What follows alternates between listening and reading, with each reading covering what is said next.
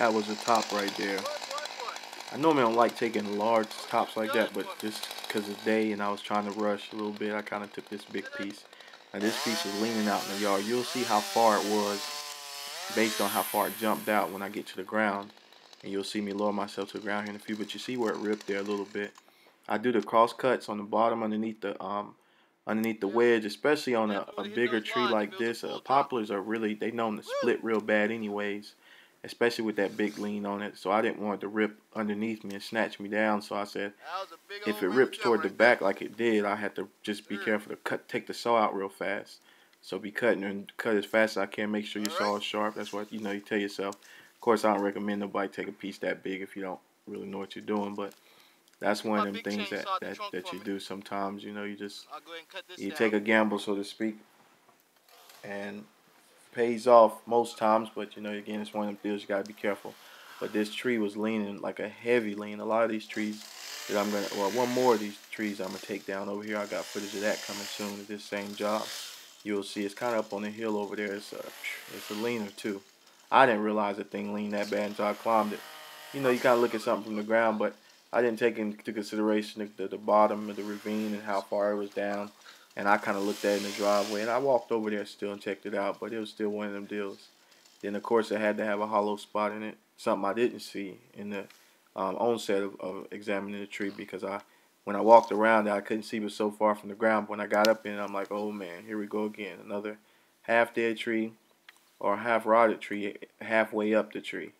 So you just, most time you have faith and, things work out because God made wood, so wood just is amazing. You've seen death, decaying trees that you can climb, and you see me climb some. I've seen some guys climb worse. They're like a few inches of holding wood all the way around the thing there underneath it, cutting it. It's hollowed out, but for some reason the tree's still standing, but wood is amazing. But you can kind of see that top now as I'm lowering myself down. You see how far that bad boy jumped over there? And I'm up there pretty good. I mean, that's probably about a good, I guess, give or take 20 to 30, maybe about 35 foot, maybe if even that. Once it bounced off and hit the ground and popped over there, but it just really flew.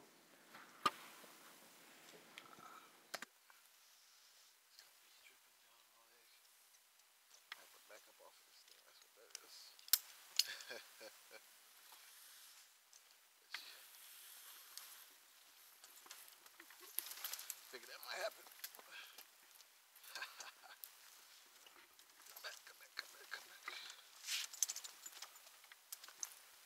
What in the world?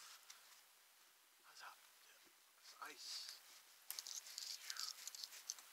Ice and mud, I don't know. Alright, Vic. Pass me a rope, buddy.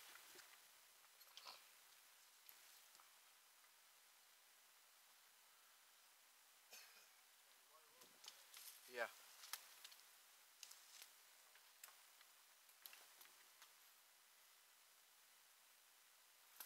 Excuse me, buddy. My bad. You good?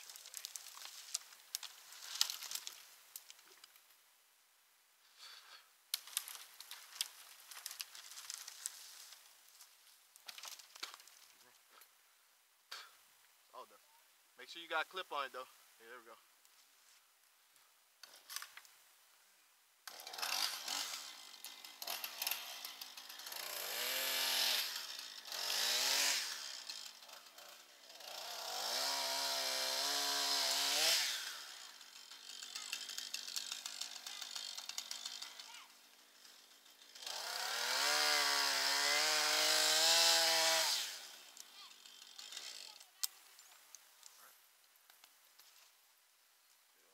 I'm gonna pass you the saw before you walk back up there, okay?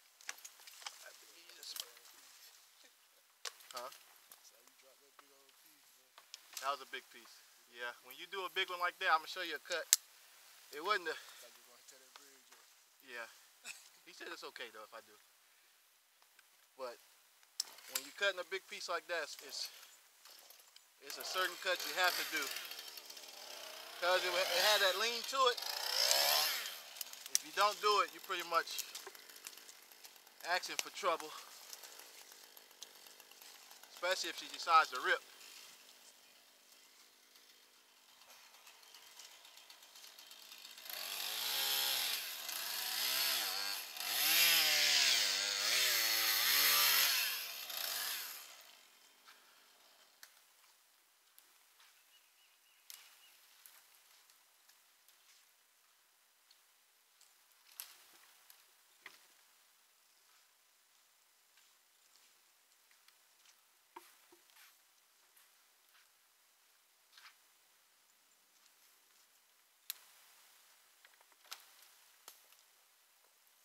Should be all yours after this.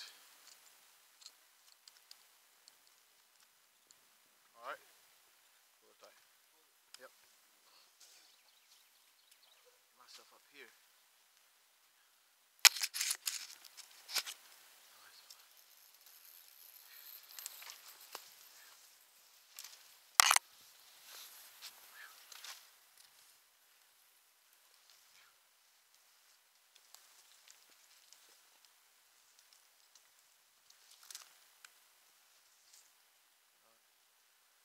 I have to take and pull it from this way.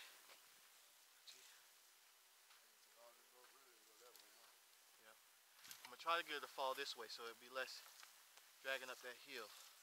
I'm gonna go, before I cut this down, I'm gonna go drop all my stuff down the other tree. I'll be right back. Huh?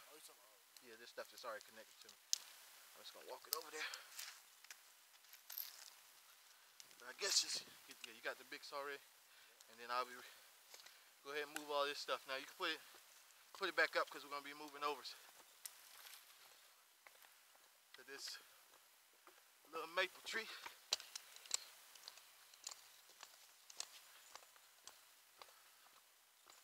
Whew. How you doing today? Good.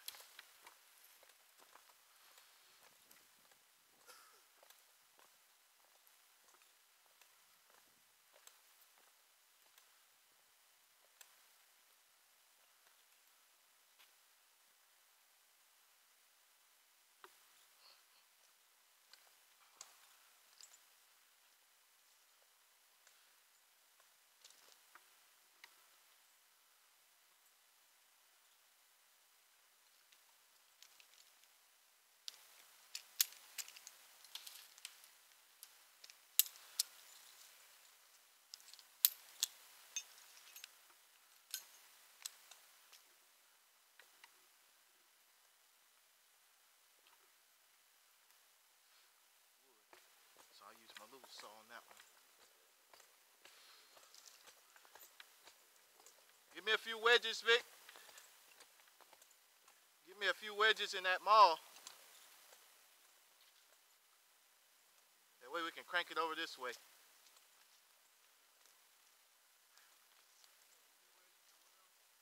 Huh? Just a few wedges in the maul.